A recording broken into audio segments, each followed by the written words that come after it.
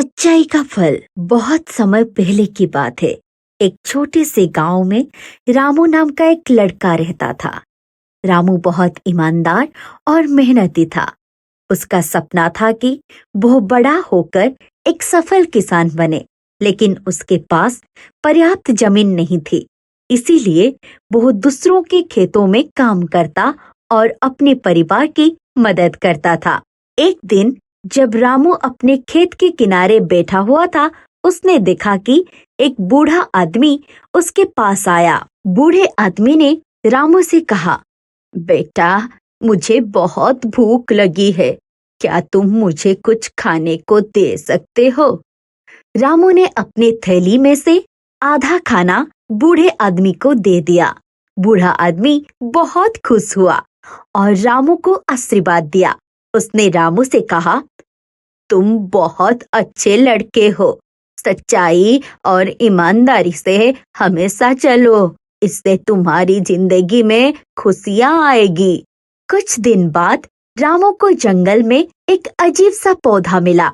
उसने देखा कि उस पौधों में चमकदार फल लगे हुए थे। रामू ने सोचा कि ये फल गांव के लोग कभी नहीं देखे होंगे। उसने उन फलों को तोड़कर अपने घर ले आया और अपने माता पिता को दिखाया। रामू की माँ ने कहा, ये फल तो बहुत अच्छे दिख रहे हैं, हम इन्हें बाजार में बेच सकते हैं। रामू ने सोचा कि ये अच्छा विचार है और अगले दिन वो फल बाजार में बेचने चला गया।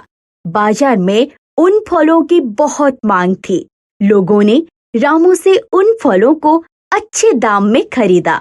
रामू ने उन पैसों से कुछ जमीन खरीदी और खेती करने लगा। धीरे धीरे रामू की मेहनत रंग लाई और वो एक सफल किसान बन गया।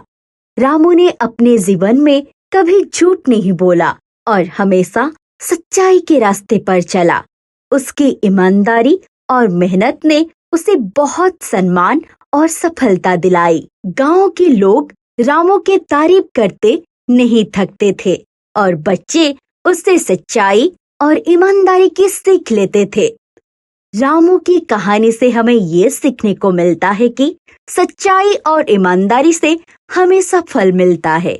चाहे मुश्किलें कितने भी आए, हमें कभी झूठ का सहारा नहीं लेना चाहिए। सच्चाई की राह पर चलने वालों को कभी ना कभी उसका फल अवश्य मिलता है। और इस तरह रामू ने अपने जीवन में सच्चाई और ईमानदारी की महत्व साबित किया और गांव के बच्चों के लिए एक आदर्श बन गया।